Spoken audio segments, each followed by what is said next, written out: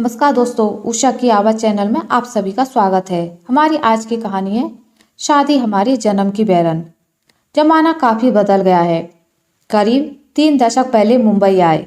नया नया शहर, नए नए लोग, कोई करीबी रिश्तेदार नहीं। विवाह का मौसम कब आया और कब निकल गया मालूम ही नहीं पड़ पा रहा था।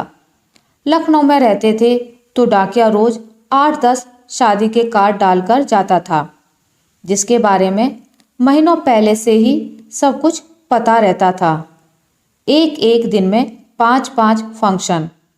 मुंबई आए तो बड़ा झटका लगा। कार्ड गायब, भारी भरकम साड़ियाँ लटके लटके परेशान। अलमारी खोलो तो बोलती थी, बहन थोड़ी हवा ही खिला दो बाहर की। ऐसे में एक दिन अचानक पतिदेव ऑफिस से किसी सहकर्मी की शादी का कार्ड लेकर आए। सच बताएं, इतनी खुशी तो अपनी शादी का कार्ड देखकर भी नहीं हुई थी। उस दिन सुबह से ही मन प्रफुल्लित था। दोपहर से ही अपनी शादी वाली मनपसंद गुलाबी बनारसी साड़ी निकाल के तैयार रख ली थी। कार्ड पर समय भी देख लिया, शाम 7 बजे से 9 बजे तक। बस ये ऑफिस से आए और हम लोग 8 बजे निकल लिए। माहौल और सजावट देखकर अचंभित रह गए। ऐसा लगा परीलोक में पहुंच गए। हर तरफ फूल ही फूल, फूल से लदे पेड़, किनारे फूल, टेबल पर बीच में फूलों का गुलदस्ता, बीच बीच में सिर के ऊपर फूलों की लड़ियां लटक रही थीं। हम भी बेगानी शादी में अब्दुल्ला दीवाना की तरह खुशी से इधर उधर घूम रहे थे। खैर, पतिदेव अपने सहकर्मी से बातचीत में व्यस्त हो गए। हमें भी ऐसी जगह बहुत पसंद है, ना तुम हमें जानो ना हम तुम्हें जाने टाइप की। वहाँ भी आदत अनुसार घूम घूम कर यहाँ से वहाँ तक सब देखना शुरू कर दिया। परिवार वाले खूब पहने ओढ़े थे, रंग बिरंगी साड़ियाँ पहने चहकती लड़कियाँ। खाना पीना अपने पूरे शबाब पर था। देखते देखते हम फिर खाने के काउंटर पर पहुँच गए। जो लोग खाना खा रहे थे उनकी टेबल के इर्द गिर्द घूमे। किसे क्या चाहिए यह भी पूछ डाला। हमारे यहाँ तो ऐसे ही होता है। कई लोगों ने हमसे कुछ कुछ मांगा भी। कुछ सजी सवरी छररी दुबली पतली लड़कियां भी खाना परोसने में लगी हुई थी। मन में सोचा, कितनी सलीकेदार लड़कियां हैं, आज तो इनकी शादी यहीं तय हो जाएगी। सब कुछ मुआयना करने के बाद इत्मीनान से एक कुर्सी पर जाकर बैठ गए। अपनी घड़ी में देखा 9 बज चुके थे। थोड़ी ही देर में कुछ लोग आए, कुर्सियां उठा उठाकर ले जाने लगे। हमें क्या? कुछ देर बाद देखा हमारे बगल में कोई खड़ा है और हमें घूर कर देख रहा है। हम अचकचा के उठ खड़े हो गए और वह कुर्सी लेकर चलता बना। पीछे देखा तो वर वधू और परिवार के खास सदस्यों के लिए खाने पीने के इंतजाम के टेबल सज रही थी। अब हम जाकर वहीं खड़े हो गए। भीड़ छट चुकी थी। पूछ पूछ कर सबको खाना खिलाना शुरू कर दिया। वहाँ पर खाना खा रहे लोग बार बार हमसे कह रहे थे, खूब छान खूब छान। समझ में नहीं आया क्या छान कर दें। पूड़ी तो छन कर ही आ रही थी, अब क्या तरकारी छान दें? इनको सिर्फ रसा पसंद है क्या? एक महिला हमसे बासुंदी मांग रही थी। 10 बार काउंटर पर देखा, हमको बूंदी कहीं दिखी ही नहीं। फिर हम उनकी टेबल के पास ही नहीं गए। मेरे पीछे पीछे वो लड़कियां भी दौड़ दौड़ कर खाना परोस रही थी। थोड़ी देर बाद ध्यान गया कि वे सब सिंथेटिक प्लेन गुलाबी साड़ी पहने थी। हमने सोचा लड़कियों ने सब सहेलियों के साथ मिलकर ड्रेस कोड तय किया होगा। सब बड़े खुश थे।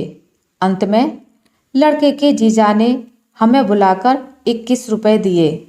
हमने ले लिए। लगा यहाँ की कुछ रस्म होगी, कुछ नेक होगा।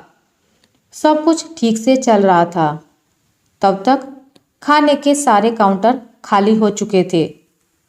खाना समेटकर एक अंधेरे से कोने में एक टेबल पर रख दिया गया। वे लड़कियां बोली, चलिए अब खाना खाया जाए। हमने सोचा कितनी तमीज़दार लड़कियां हैं, साथ जाकर खाना खाया। तब तक देखते क्या है, बड़े बड़े टीन के बक्से वहीं पंडाल में खुल चुके थे। मुश्किल से 9:30 बजे थे। फूल उखाड़ उखाड़ कर सामने के सामने बक्से में रखे जा रहे थे। तब समझ में आया ये सब कुछ नकली था। वहीं पर विदाई समारोह भी चल रहा था। सारी लाइटें झालरें उखड़ चुकी थी। करीब करीब सारी बत्तियां बंद हो चुकी थी। लोग चिल्ला रहे थे, जल्दी करो जल्दी करो। भगवान जाने काहे की जल्दी थी। वहीं बीचों बीच एक ट्रक भी आकर खड़ा हो चुका था।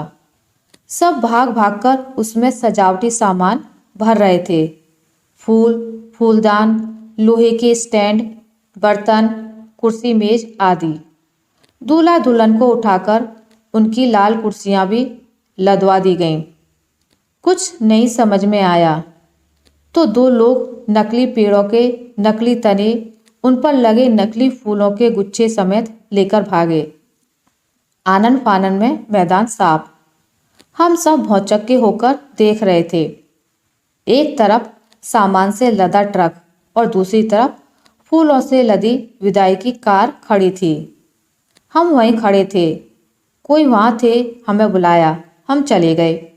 उन्होंने हमारे हाथ में एक लिफाफा थमा दिया। खोल के देखा, रुपए थे। सोचा मुंबई है, यहाँ पैसे देने का रिवाज होगा।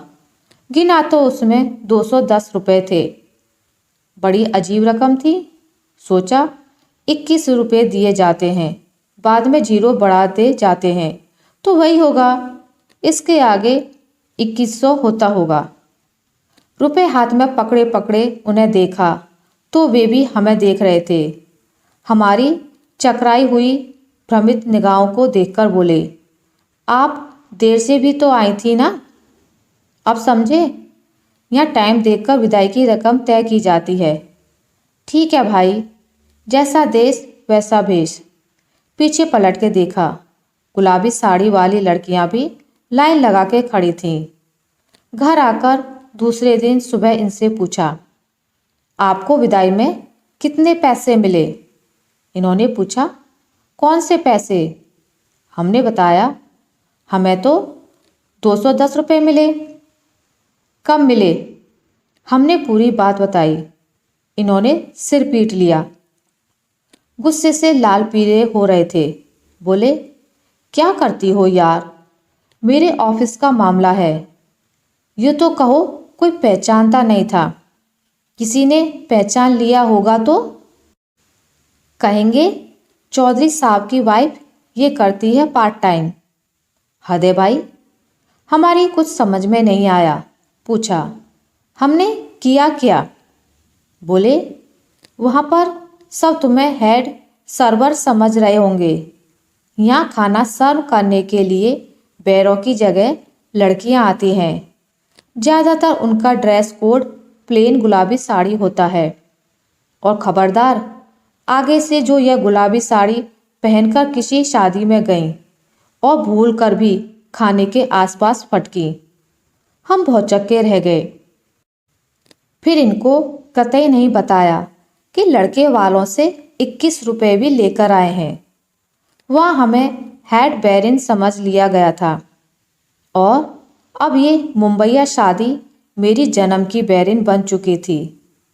अब हम मुंबईया शादी को काफ़ी समझ चुके थे। संभल संभल कर शादियों में जा रहे थे।